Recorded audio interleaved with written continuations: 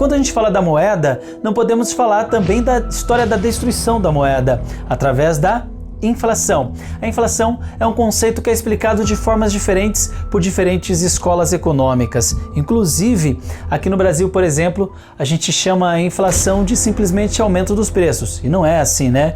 Utilizamos de forma errônea, falando sobre a inflação, por exemplo, do pepino, da batata, e utilizando essa palavra inflação, que deveria mostrar o crescimento generalizado dos preços, né? E não a um único item, porque um único item está relacionado à oferta de demanda, né? Oferta e demanda, porque as pessoas descobriram, por exemplo, que um alimento tem uma propriedade antioxidante, que é bom para a saúde, e aí eles inflacionam o preço, né?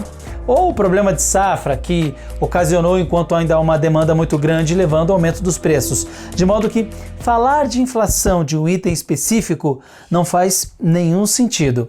A inflação, ela é numa definição generalista, aumento geral.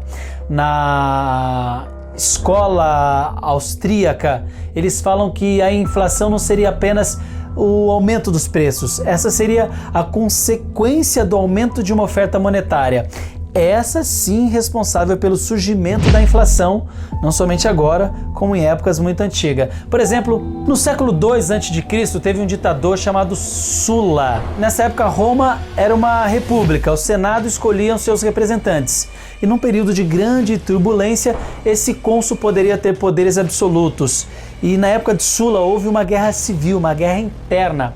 E tinha uma moeda de Sulla, era uma moeda de prata, que ela pesava 4 gramas. E o nome dela era denário. Inclusive da palavra denário veio a palavra denaro, que é dinheiro em italiano, e veio a palavra dinar, que era o dinheiro utilizado pelos muçulmanos, e que veio da palavra dinheiro em espanhol, que é o famoso dinheiro.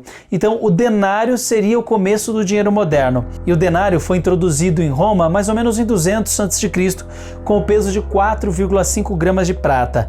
E na época que Sulla enfrentou uma guerra civil, ele teve que cunhar várias moedas. Nessa época, o denário pesava 4 gramas. Depois de Sulla, houveram outros grandes governantes até Júlio César, aonde começou a fase do Império. E o primeiro imperador romano, Otávio Augusto, sobrinho neto de Júlio César, também criava denário, que também era feito de prata, mas não pesava 4 gramas, pesava 3,8 gramas. E depois desse problema, o peso do denário foi se agravando com falta de prata, até que na época de Cômodos, o imperador famoso, né, que ele inclusive aparece no filme Gladiador, ele que inclusive entrava no Coliseu para combater com os gladiadores, só que a espada dele era afiada, dos outros não, então ele tinha certa vantagem.